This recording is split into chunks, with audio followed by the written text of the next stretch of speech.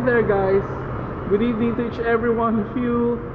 I'm here in Gateway and it's August 17, 2022 and it's Wednesday. Finally, nakita ko na rin yung standee ng mga Binibining Pilipinas winners. Hindi pala to Binibining Pilipinas Universe kasi tapos na pala yung universe. So, sorry for my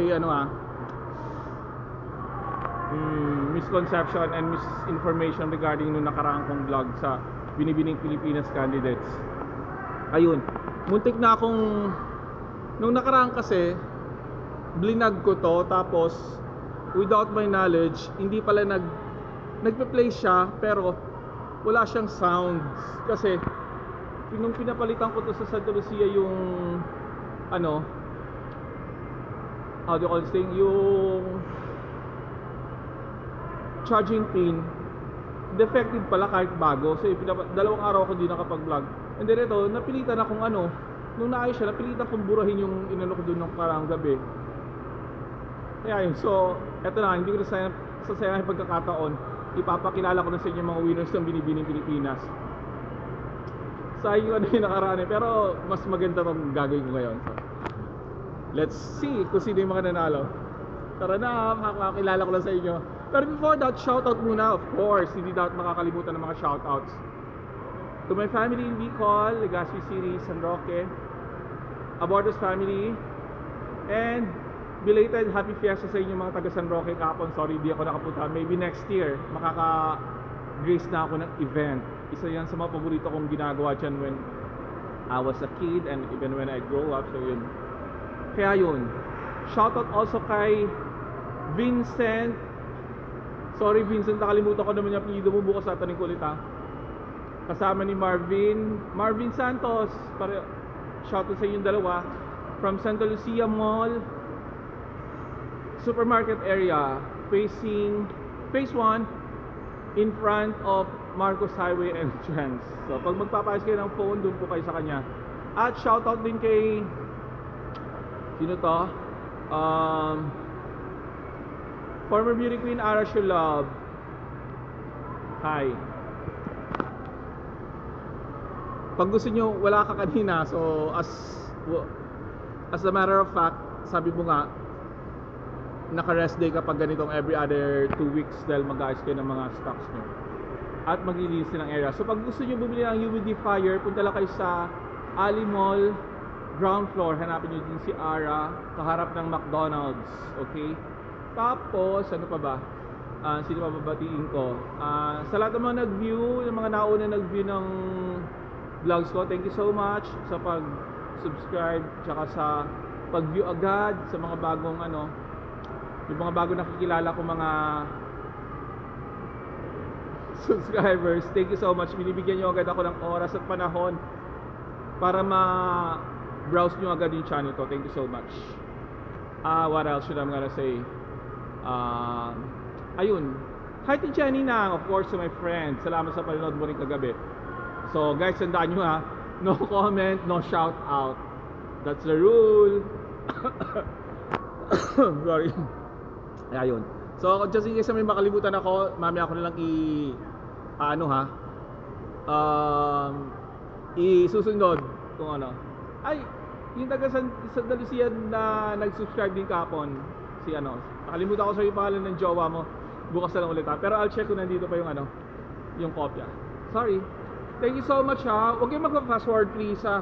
So ito na ang pinakanta nyo. Huwag na kayong mainip ha. Tara na. Punta na natin. So start tayo kay unahin na lang natin to. I think it's naman to in random order. Ayan. Binibini number 23, isa siya sa nanalo. Meron siyang autograph signed Binibining Pilipinas, abbreviation BB.P. 23, and the date was June 6, 2022. So look at her face. Diba? Ganda no? Para siyang si Abby Biduya noon na hinaluan ng Nadine Lustre na bahagya. Tsaka may isa pang artista sa kabunga So I like her lips, her nose, her eyes, and her eyebrows. A face to die for. And nanalo siya bilang Binibining Pilipinas International 2022. Her name must be Nicole Borromeo, Cebu. Yan. Okay. So ano kaya, what do you think guys ang winning piece niya? Ang kanyang winning question. So what do you think guys ang kanyang ano? Makikita ba kaming dalawa? Ayan. What do you think her winning question na nasagot niya? So I guess this must be like this. Sa kunwari sasabihin ng judge, "Hi Nicole Borromeo, to be a beauty queen, what must be your exemption above the rest?" So kunwari ganun ang tanong. Well, Mr. Judges, thank you for that wonderful question. My edge as a beauty queen must be my talent, my ability, my agility, my, how do you call this thing, guys? So, kunwari nawawala-wala siya ganun. So, atin ako nawala, sorry, ulitin ko nga ulit. Sorry, so nagkamali ako. Dito nga ako. Naalo kasi ako. Okay. What do you think you're... Okay, I'm gonna give you one more time, Miss Borromeo, kung sabi ko na ng judges. What do you think your edge from other contestants? Sabi ko na. What would be your edge from other contestants? So, ganun ang sagot, sabi ng judges. Judge. Ganun. Well, Mr. Judge, thank you for that wonderful question. My edge is just like what I've said. I have the ability, the agility, the willingness to learn in every day of my life, because for me every day is learning, and I will do all my very best just to fulfill my dreams, and at the same time I will do what I can do, share to the world, to my country, to my Filipino country, and for that matter I can serve wholeheartedly. That would be all, Mr. Judge. So ganun yung ano niya ganun kunwari possible answer, diba? So take it away. So actually dito to guys, na pala kaya pagpasensya nyo na. Okay, so dito naman tayo sa number 2, and not actually number 2, second ayan. So Binibining 28, meron siyang signature Binibini 28, ayan, heart shape. So look at her face. So ganda riray din siya. I like her nose, tangos. At ang lips niya, wow. Kissable lips na parang so virginal ang dating ng lips, di ba? Biglang tingin may words back siya. Ang ganda, yung first ang gaganda nilang nanalo, tsaka may dating talaga. Parang, you know what guys, this gaya na sinabi ko, this particular contest is different from the past contest that I've watched, because besides that they are more alluring, seductive, beautiful, they are all brainy. That's what I know and what I observed. Okay, so let's continue. So yan, ang pinanalunan niya ay Binibining Pilipinas Intercontinental 2022, and her name must be Gabriel Camille Bashano from Borongan, Eastern Samar. Okay, alright. So tandaan nyo po, ang magandang fest na yan, she has this kind of angelic face, and she has a place in showbiz. I can see that. Okay, so from Cebu, si Nicole, I forgot. Okay, so dito naman tayo sa second question. What do you think her winning question? Ito naman, sabi ng isang judge, yung Miss Judge naman. Hi Gabriel. Hold on. Gabriel, Camille, Bashano. Hi Gabriel, Camille, Bashano. How are you? Tapos sasabihin naman ni Gabriel, I'm fine. I'm very much fine, Miss Judge. And how about you, Miss Judge? Tapos tawanan pa naman mga tao. Parang pakat sa mga nakapunto sa siya. Ganun natin may interacts, di ba? Parang katulad ng kay Sherlyn Gonzalez before, noong 1994, BB.PILIPINAS Universe. So, ito yung question. This is, sasabihin ng judge, I have a very tricky question for you. Ay, hindi nakikita yan. By this time, if you win the crown, and then your boyfriend says that if you're gonna accept that and you will tour in different countries, I will say goodbye to you. So, in other way, what would you choose? Your crown or your boyfriend? So, yun ang tanong. Sabi ko, eheme ko siya. Hi, Miss Judge. That's not very tricky questions. That's very difficult question, but I'm gonna answer it. Okay, Miss Judge. No, I don't wanna think about it. Right here and there, where you are sitting. Who cares if you're gonna breaks me? There are lots of guys out there, so I will not take the risk. I will not lose the chance of having the crown as BB.PILIPINAS, because everybody's dreams, a girl's dream to become one of the beauty queens. So I will not I will grab the chance to be the Binibini rather than to have the heart of my boyfriend.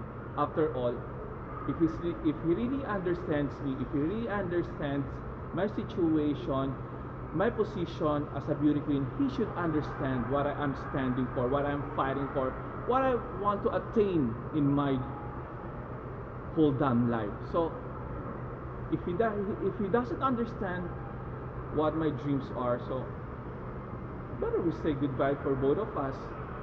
Who cares? That's all, Miss Judge. I hope you like it, Miss Judge. So, congratulations sa pakakala naman. So, di ba? Maybe yun ang yun ang possible na ano, question and answer sa kanya. So, wala na, di ba? At least meron tayong idea. So, patawa lang. Okay? So, dito naman tayo sa pangatlo. So, hold on na. So, ito naman tayo kay Binibini number 17. She has also an autograph shell number 17. So look at her face and her headdress. Diba? Ganda. Wow, para siyang ibig natin para siyang Patricia Javier. Diba? Diba guys? May pagka Patricia Javier. Okay. Na may pagka konting Giselle Tonji. So, ang pinalalunan po niya ay Binibining Pilipinas Globe 2022. And her name must be Chelsea Fernandez from Tacloban City. Okay? Oh, ayan. So, try to look at her eyes. Wow, ganda ng contact lens ha. Sana hindi na lang siya contact lens na maganda talagang natural eh. Bumagay sa kanya. Her nose, such a beauty of course. And her lips, some kind of a okay na rin. Mas gusto pa rin yung isa. So yun guys, nakita nyo ha. Don't forget that particular face. Okay. Chelsea Fernandez. So guys, what do you think the question of Chelsea Fernandez from Tacloban City? Make some guess, okay? Para kayo naman, matry nyo on how to be a beauty queen, to be a contestant. Okay, so it's okay if you don't if you don't want to think about it, it's okay. So let me do my role as an ambassadress of Pilipinas. Okay, so the question must be like this. Kunwari nagtanong si Mr. Judge. Mr. Judge, hi Chelsea Fernandez. How are you today? How are you tonight? I'm good, I'm very good, nervous, but Still confident? Okay. Speaking of confident, what if the fate of Pia Words Back experience it to you from this night that we, the judges, was wrong on calling other names of Binibining Pilipinas Globe. And then all of a sudden, after 3 days, there must be a, how do you call this thing? There must be a lapse that somebody, Mrs. Araneta, found out that you are the real winner. So what will you do? Would you take the risk to go through just to get what is meant for you? Okay, so yun ang tanong ni Judge. So ito naman ang sagot ni Chelsea Fernandez. Mr. Judge, thank you very much for that realistic question. As much as I would like to, first thing that I'm gonna feel is I'm gonna hurt and I'm gonna cry for what happened to my stint on this particular night, that I did everything, so why it was happened. So at first I'm gonna ask all those particular people who are involved in this pageant, and then especially the judges, especially you, Mr. Judge. I'm gonna ask, why is it happen? And then I think if I found out that it's not your fault, but I guess, Mr. Judge, that will be your fault, because from that particular moment you should react that I was the one who won. So why did you shut up, and why did you make some noise, or just to complain and to adhere and to protect the dignity of Binibining Pilipinas? You don't do nothing. So the blame would be thrown at you, Mr. Judge. And at the same time, when people knows about it, that I was the one who won, I would be gladly give them, I would gladly have the strength, rather, that they do believe that I was the really one who win the crown. But when I realized that it's such a waste of time, I will not be the one to go to the office of Mrs. Araneta just to claim the crown, or go to the fake winner and go to her house just to have the crown. It's your obligation, Mr. Judges, and all the whole team of Binibining Pilipinas, who will gonna take my very own crown. I will not take some time or make some effort to have that. I have a pride. So whether you give it or not, it's okay, for as long as I know for myself and I know the people who watch that I was the one who won. It's such a win-win for me. So regardless, Mr. Judge, thank you so much. So yun na, ang haba ng ano niya, no? Ang haba ng parallel niya. So pwede na, bakit siya nga talaga nanalo, no? Anyway, hindi Globe eh. So at least may laban, di ba? So yun na. So tandaan nyo guys, yun ang possible, ano na, possible winning answer niya. So dito naman tayo sa number 4. Hold on guys, check. So we have 19 minutes. So may 10 minutes pa tayo. Sana matapos natin ito ng mabilis. So Binibining number 40, meron siyang signature from San Pablo. So look at her face, ha. Ganyan, ayan. Maganda na siya. Ang unang tingin ko naman dito, para siyang si ano, yung Bold Star before. Nakalimutan ko lang eh. Tapos ang pinalalo niya ay Grand International 2022. And her name must be Roberta Angela Tamondong from San Pablo, Laguna.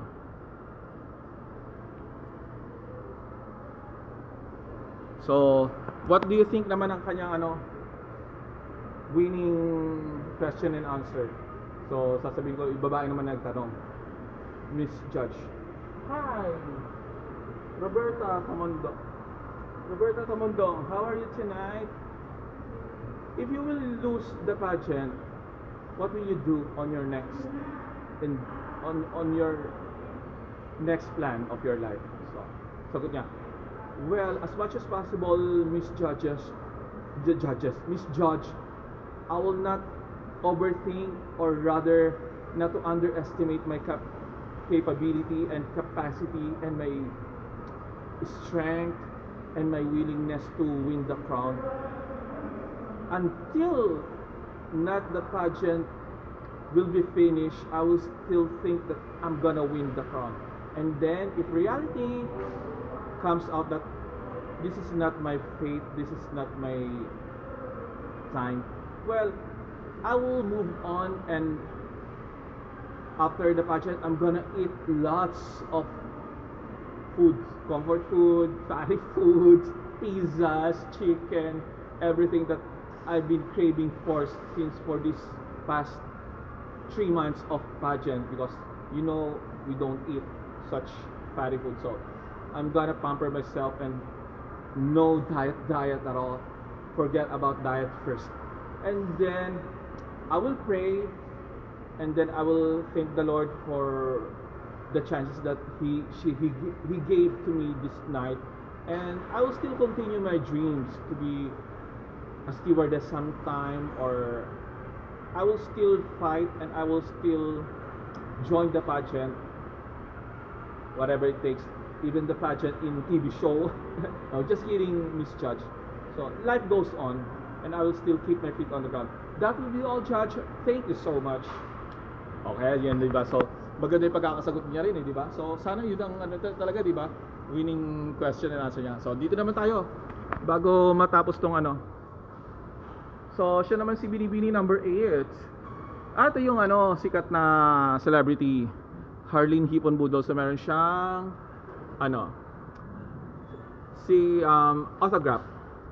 Nasabi ko na nga, Nicole Budol from Mangono, Rizal. So, kapitbahay ko lang siya sa Rizal.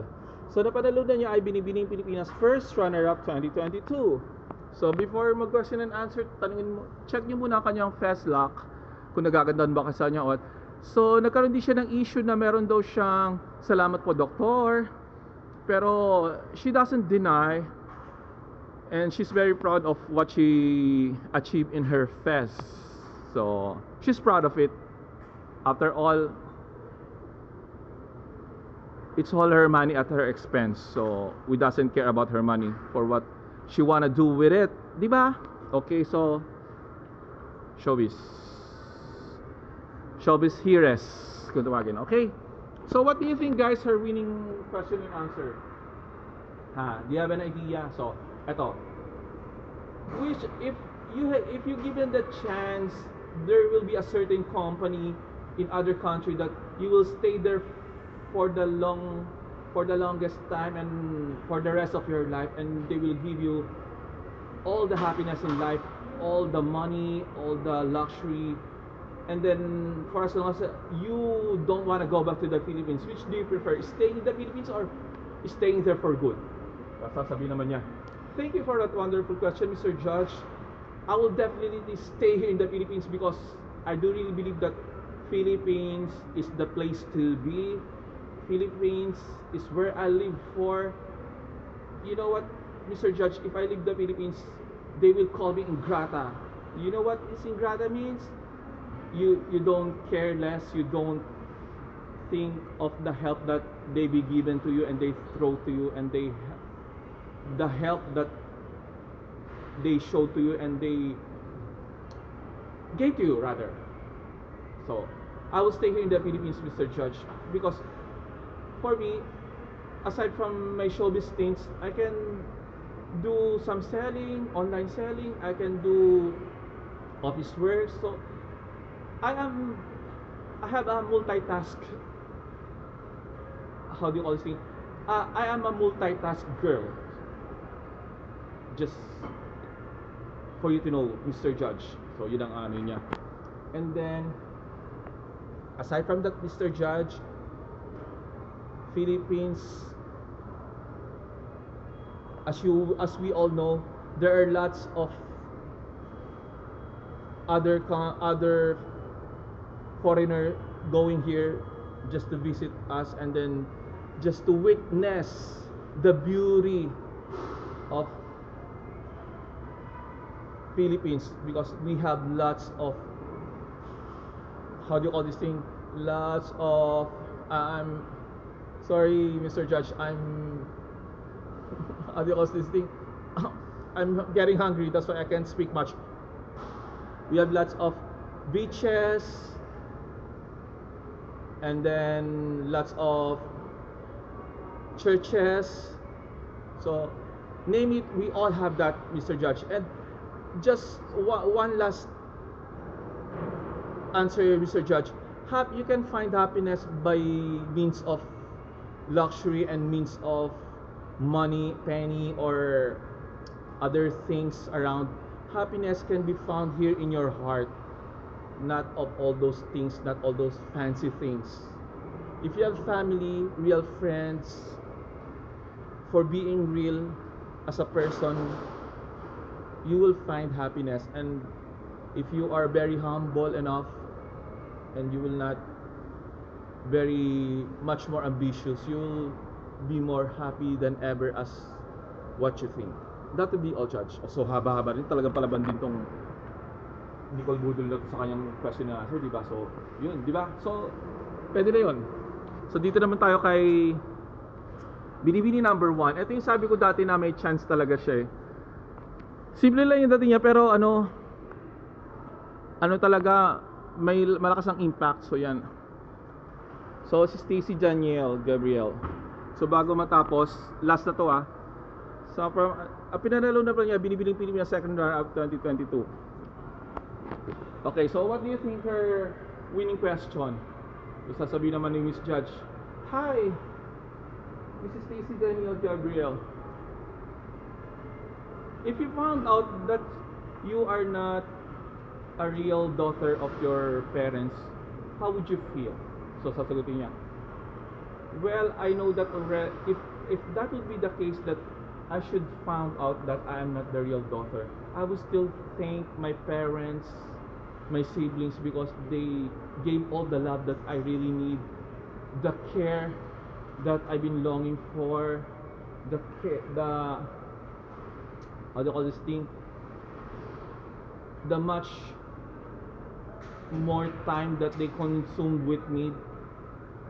They are very supportive, they are very understanding of my tantrums, of my, how do you call this thing, of being stubborn sometimes. So I will not hesitate to embrace all of them and give my love to each every one of them. So I will still stay with my family, with my surrogate mother, my surrogate grandmother, or whoever they are. They are my family, so I will not gonna leave them. Through thick and thin, through the storm and through the sunny day, I will stay them for good. If I'm not gonna have a man of my dreams, or rather I will not have the chance to go to church and have some wedding with my man, so I would rather stay with them. I will rather stay single just to stay with them. So they are my family, so I'm not gonna leave them. So yun ang sagot niya, di ba? So yun. So guys ha, sana nagustuhan niyo yung mga kaeklatan ko. So malapit na siya pagpasensya niyo ako ng So Binibining Pilipinas, okay? Yan. So check na lang natin yung kanilang mga ayan yung kanilang, how do you call this thing? Yan ha, bago mawala to. Yan, check nyo na lang ha. Ayan, sana makumpleto. Okay.